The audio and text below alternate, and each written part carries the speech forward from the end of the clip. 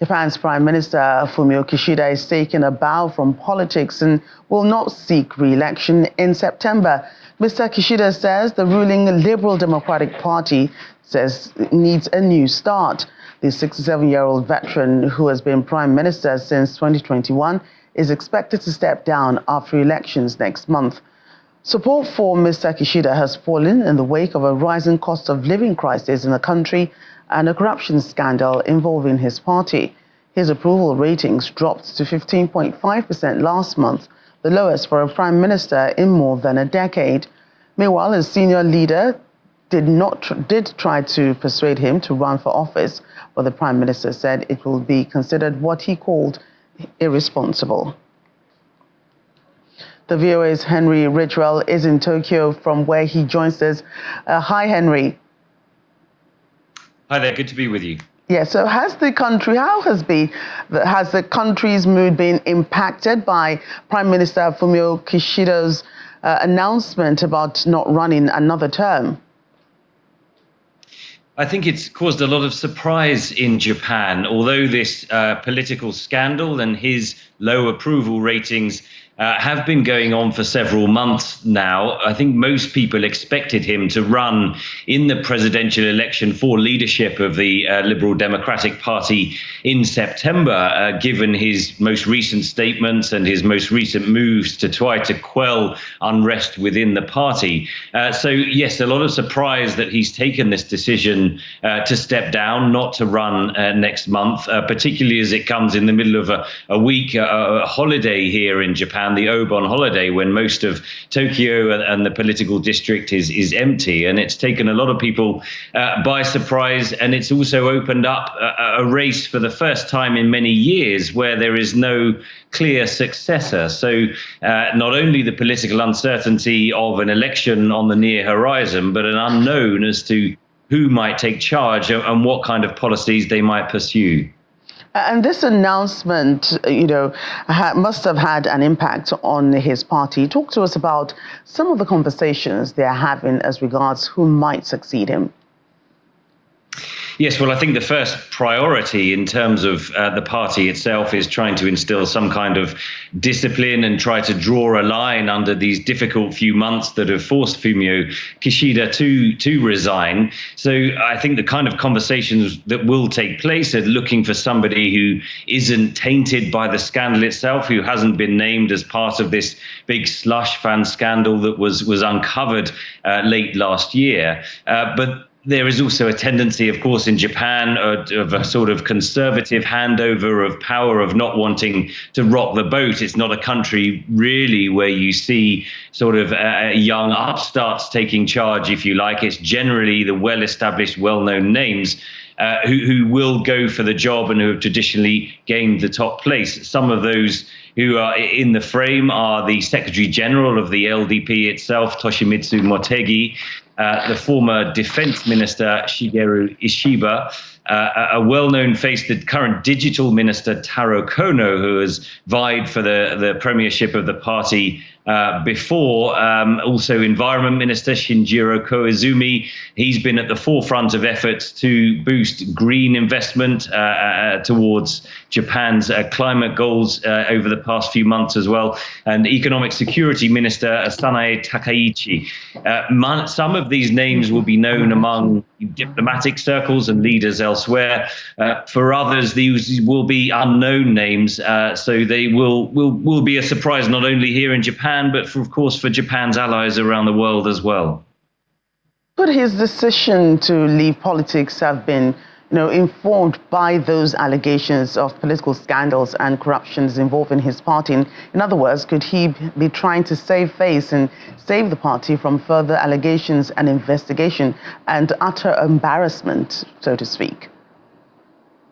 I think there's certainly an element of that. Yes, don't forget that the LDP has essentially been the only party in power since the Second World War, bar a few years where the opposition party were in power earlier in this millennia.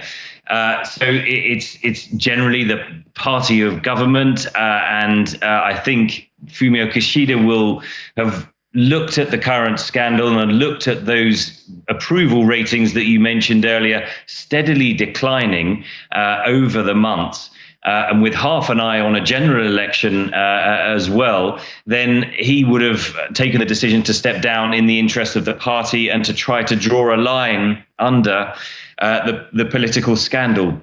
Now, as you mentioned, there are two elements to his low approval ratings. There's this slush fund scandal, which has engulfed many well-known members of the party itself, whereby they were using funds from fundraising events and then using them to allegedly sort of bribe other people for votes.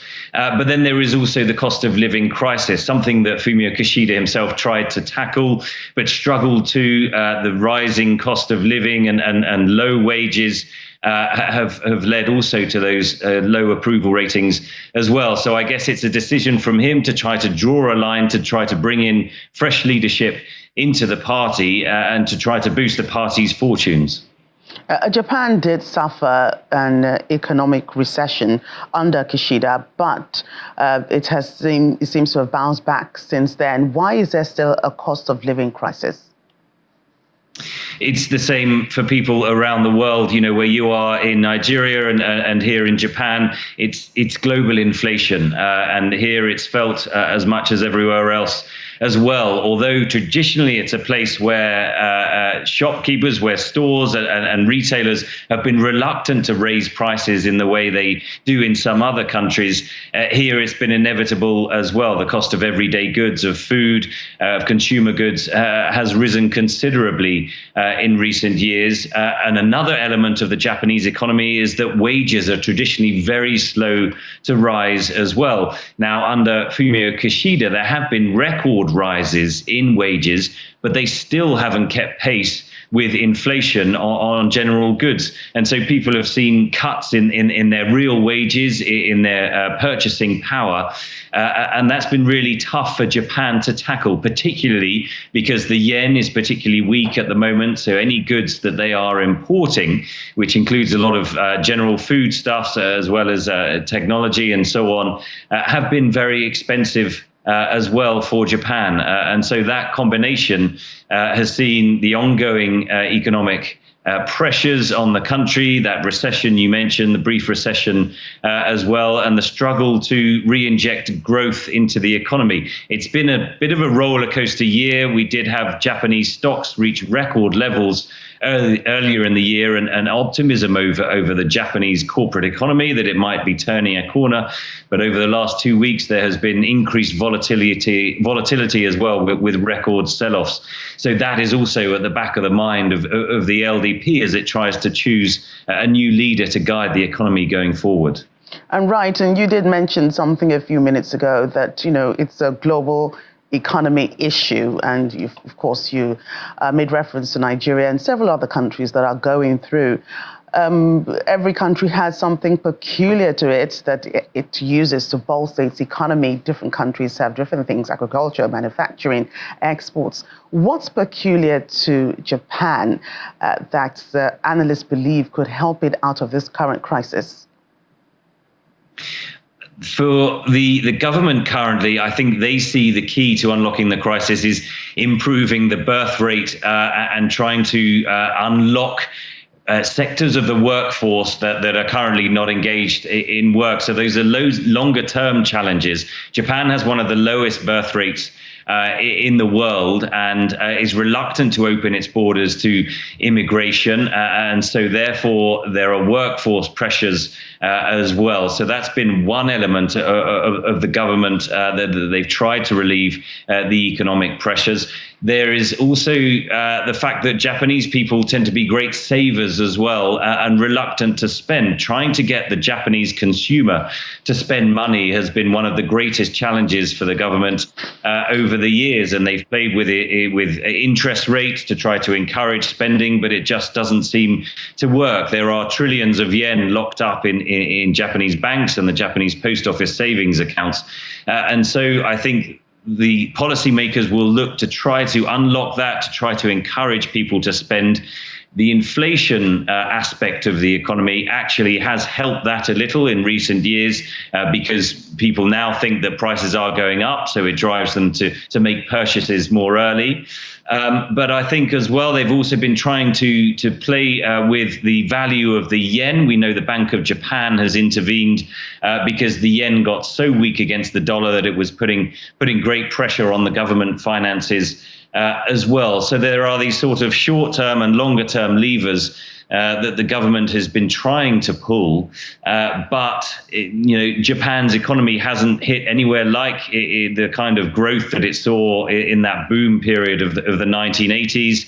And then, of course, we saw that crash in the early 90s. It's been trying to find its feet and find its role in the world against strong competition from countries like China and South Korea in the technology sectors where Japan used to be dominant. So keeping those powerhouse companies, the Toyotas, the Sonys, the Mitsubishis, keeping them dominant, keeping their prices competitive, I think that's going to be the key aim for whoever leads the country after September's elections. Right. Thank you so much for your time today. Good to be with you. Thanks. We're still in Asia, where Prime Minister Srettha Thavisin has been dismissed for appointing a former lawyer who once served jail time to his cabinet. Thai Constitutional Court ruled that the 62-year-old Prime Minister, who has been in power for less than a year, had violated the rules on ethics. The court called his decision a display of defiant behavior. He becomes the third prime minister in 16 years to be dismissed from power by the same court. According to officials, he will be replaced by an interim leader until Thailand's parliament convenes to elect a new prime minister. Going over to the United States now, U.S. Army Analyst Sergeant Corbin Schultz has pleaded guilty to charges of espionage and is expected to face sentence in January of next year. According to the United States Department of Justice, the soldier admitted to selling military secrets to China. Mr. Schultz was arrested in March after a probe by the Federal Bureau of Investigation and U.S. Army counterintelligence alleged that he was paid $42,000 in exchange for dozens of sensitive security records. The criminal conspiracy began in June 2022 and continued up until his arrest. Court documents found that the soldier, who held a security clearance to access top-secret information, conspired to collect data with someone whom he believed to be living in Hong Kong. The purported Hong Kong resident asked Mr. Schultz to collect sensitive data related to missile defense and mobile artillery systems. We'll take a short break now, and when we return, thousands rally in India to demand justice for the rape and murder of a 31-year-old doctor. Please stay with us. Let's get back to one of our top stories where a U.S. Army Analyst Sergeant Corbin Schultz has pleaded guilty to charges of espionage and is expected to face sentencing in January of next year. According to the United States Department of Justice, the soldier admitted to selling military secrets to China. Well, court documents found that the soldier, who held a security clearance to access top-secret information, conspired to collect data with someone whom he believed to be living in Hong Kong. The purported Hong Kong resident asked Mr. Schultz to collect sensitive data related to missile defense and mobility artillery. A Channels Television correspondent in Washington, D.C., Maria Bird, joins us now. Maria, it's not very often we hear about U.S. soldiers being involved in espionage. Is this a fair occurrence? This is correct. You don't often hear of this. It is highly, highly against the ethics and rules within the U.S. military. And so as we can see here, this case has been going on for quite some time. Initially pleaded not guilty about a month ago and recently changed the fact that he would be pleading guilty just a few days ago. And so we are now in a position where, as you said, he'll be sentenced in January. This is a 24-year-old, very young soldier that this began in 2022 with the release of information that at the time initially was unclassified information, as you said, to someone that said that they were residing in Hong Kong. And then it went further to providing information that was classified due to the soldier's level of clearance, having that secret level of clearance to be able to access very top secret military information, specifically information that could have been information around the Ukraine-Russia war and information that the U.S. Was providing or provided to be able to keep a close eye on actually what was happening globally as it related to tension and war efforts. Right. It seems in this particular case, it was, for personal reasons. He talked about having his BMW car back and so on. Do you think he actually understands the gravity of his offense? Obviously, since he's been detained and since the beginning, I'm sure at this point he does understand the gravity. But to your point, when you think of the initial payment was $200. So I don't think the gravity, to your point, of what was actually happening and what he was doing was very clear at the time. If you think back 2 years ago, he was about a 22-year-old soldier. And so this, I think, was not truly understood as to kind of the spiraling and obviously the continued spiraling that occurred after release of secret information. And what's his likely sentence, once that is pronounced in January? There are several charges that are going to be brought against him. And so obviously the more charges that are brought against him, the longer the sentencing could potentially be. You could be looking anywhere from obviously expulsion from the military and obviously then prison time, and how long the prison time I think will depend on how many of those charges are actually put forth toward him. And then they will be able to provide the sentencing guidelines from there. So this could be a lifelong challenge for him, one that could lead him to having to actually serve quite a bit of time. And as we know, he's been detained already for some months. And in this instance, it's military secrets that were exchanged. Is there talk about the recipient of the data? They're not naming, they're calling it Conspirator A. Is what they're listing him as. They've not yet released any additional information other than, as you mentioned, the Hong Kong piece. But that's just due to the fact that it's still, I'm sure they're still looking into if the sentencing is not occurring until January. They're trying to fully understand the full case so that they are able to properly sentence in accordance with the government's guidelines.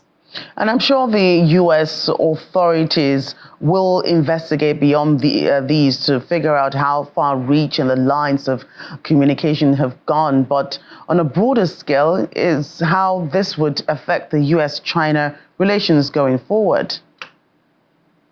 Well, there's hope that this doesn't create any more damage, obviously, to the U.S.-China relations. As you said, they'll continue to investigate and see if there's any others that were involved in this. But part of likely what occurred over the last month is additional information that made it very difficult for this soldier to say that he was not guilty of this crime. And so they will, as you said, continue to investigate. But there has been extensive investigation.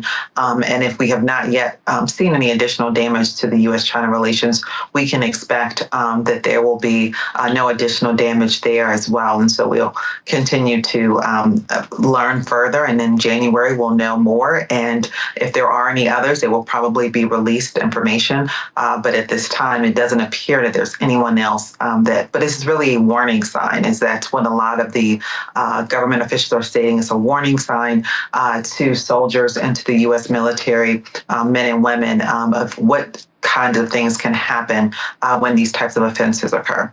And China has really never admitted, stealing intelligence from the U.S. And in this case, they could feign ignorance. But how do U.S. authorities intend to prevent this from happening again? Because Schultz had clearance to get information. Well, I think this is going to require them to have tighter security measures, even on the way in which they release information to soldiers and at what security level they release this type of information. Additionally, as unfortunately what happens many times, someone will receive a very harsh sentencing for this type of occurrence to deter other soldiers. And so I think this is a clear sounding board to the U.S. military soldiers and men and women that this is not tolerated. And so that is also going to be a measure that's used to try to ensure that this does not happen again. Maria, thanks again. We'll check in on those wildfires in Athens, Greece. Authorities there say that there's still a high alert in place. Even though there are no active wildfires, firefighters will continue to douse the ground and maintain a strong presence in the area. There are reports of milder winds and extensive efforts by emergency services helping to bring the blazes under control. Flare-ups are still possible because of wind gusts and rising temperatures above 30 degrees Celsius in the daytime. And Nordic ministers have urged Nigeria to continue along the path of democracy as it seeks to deepen trade ties between the countries. In a joint visit to Nigeria, a maiden one, a delegation from the Nordic countries, including Sweden, Finland, Iceland, Norway, as well as Denmark, noted that countering violent extremists in West Africa and achieving sustainable development goals is among areas of special focus. During the visit, the Finnish minister also spoke on ongoing actions by the government over complaints against Nigerian Finnish citizen Simon Epa. And still to come on the program. We'll take you to Vietnam to see a $2.8 billion gold castle built by a 46-year-old Vietnamese businessman. He calls it his dream castle. Do stay with us.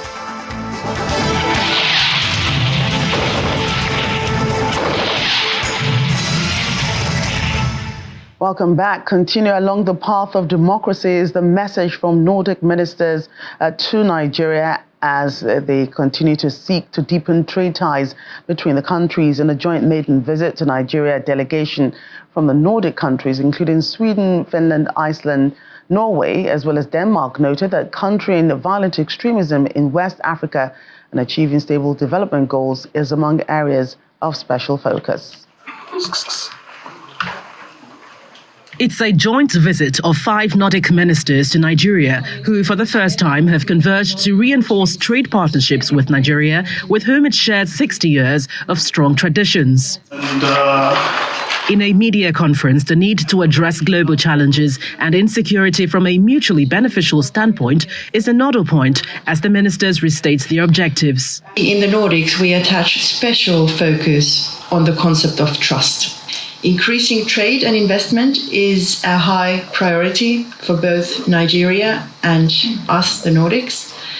Finland and Finnish companies have a lot to offer, like expertise and innovative solutions in digitalization, energy, the circular economy, education, health, to name a few. For Iceland, Nigeria is the 15th biggest importer. And that is mainly, almost only, in fish. But we have many other opportunities in other fields, and especially when it comes to a very growing population. The Finnish minister also disclosed actions by the government against Simon Epa's case.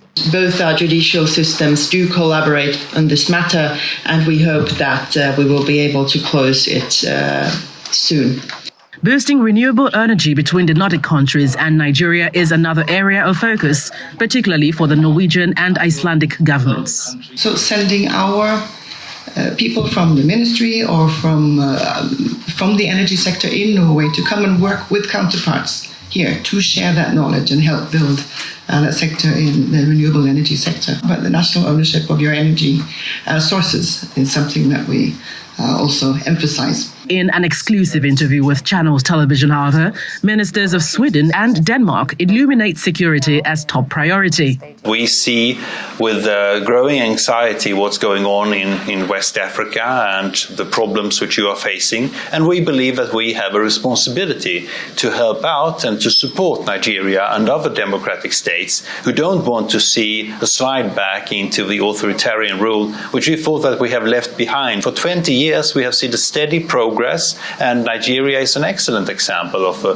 democratic nation. We should build on that. We have supported the African Union and its important role in peace and stability in the region, and we have supported peace and stability through the European Union as well. So we are looking at what we can do more, how we can help Nigeria and other countries in the region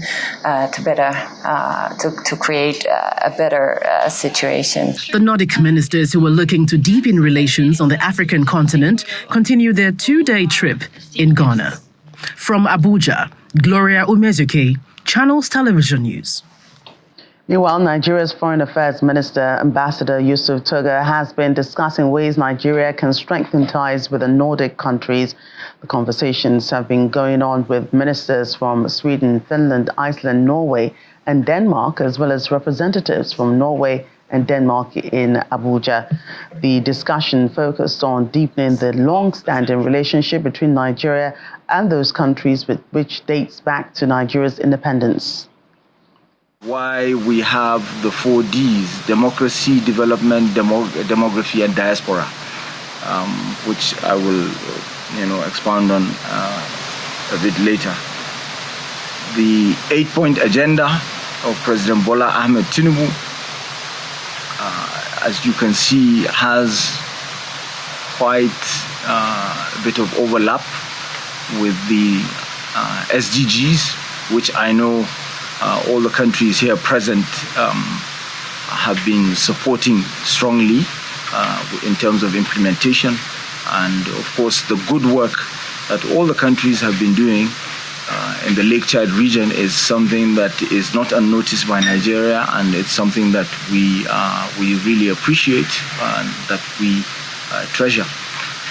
We're looking to engage to learn so much from all the countries, because the Nordic region is one that excels in terms of the circular economy. This is something that we feel we can do a lot together.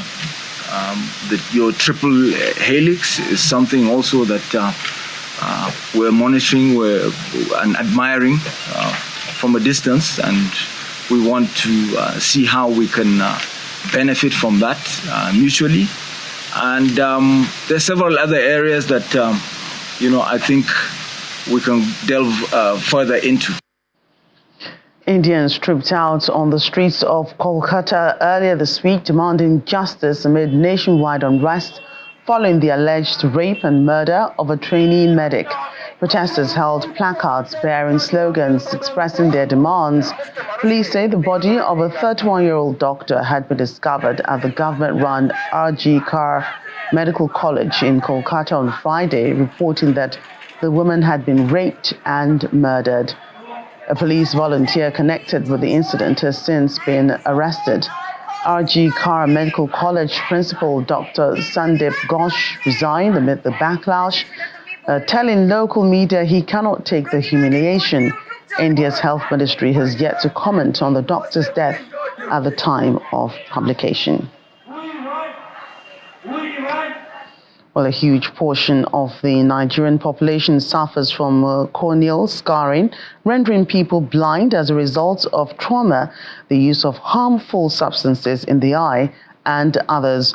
On the occasion of the World Organ Donation Day, the Eye Bank for Restoring Sight in Nigeria is raising awareness on corneal donation to restore sight. Our correspondent, Mary Alali Yusuf, reports.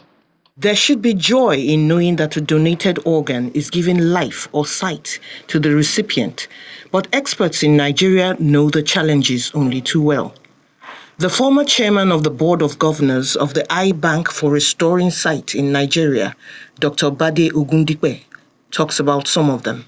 At the moment, we've only had a few people donating cornea to us in Nigeria. Of all the cornea transplants we've done in this country, and I'm sure we've done over 200 in this country, all of them, except for those 4 corneas, were imported. Valuable viability opportunities will be lost if we don't do our surgeries within a very short time. So the best way to get that is to have our own functional eye bank.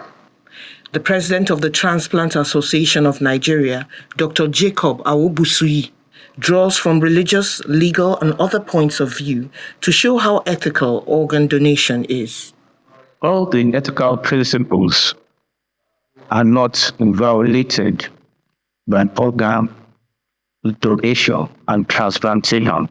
So we are very much within the context of ethically acceptable practice, which has religious backing, which has legal backing, and philosophically, we know that this is right. Corneal blindness is caused by damage to the foremost part of the eye, which is a transparent sheath through which one sees. Mr. Lekon Alabi is a corneal transplant beneficiary. My visa is for 3 months. So that was why I came back to Nigeria. And I made an inquiry. And somebody said, corneal transplant, you can do it in Nigeria. The wristband advocacy campaign is launched with a solemn declaration by the wearers that they are now corneal donors. According to experts, one healthy cornea can be used for 3 or 4 people. Scientists are currently producing artificial corneas, but these are still at experimental levels. The only hope for scarring for now are corneas harvested at the donor's demise. Mary Alale Yusuf, Channels Television News. And some like it gold indeed. I'm talking about the gold castle built by 46-year-old Vietnamese businessman Nguyen Vinh Thuan in the country's central region after 20 years of collecting scrap metal. It has also been a dream of his fulfilled. The mansion, gleaming in the sun with the splendor of 24-karat gold, has gilded ceilings and walls, golden chandeliers, and clocks, as well as restrooms and a bedroom with the golden decor. Mr. Nguyen says all patterns and reliefs are handmade. He wants the castle to be a place for his wife and their 4 children to live in the future. Construction of the castle began in 2022 and cost allegedly 70 billion Vietnamese dong. And that's about $2.79 million US, and it's almost finished.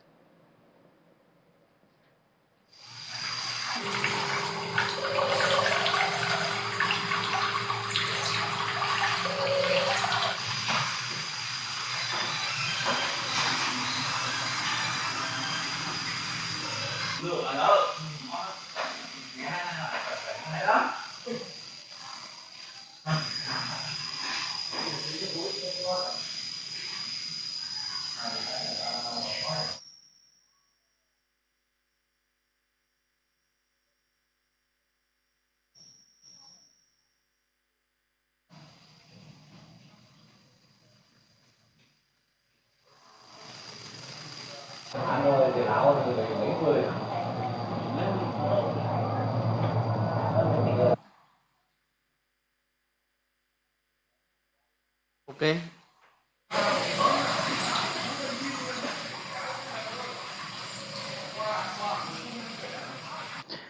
Thank you for watching That's the World Today. But on a programming note, in place of sports at 6 on our DSTV platform, we'll bring you Dateline Lagos, but sports at 6 goes on all our other platforms. I'm Joke Rogers. Bye for now.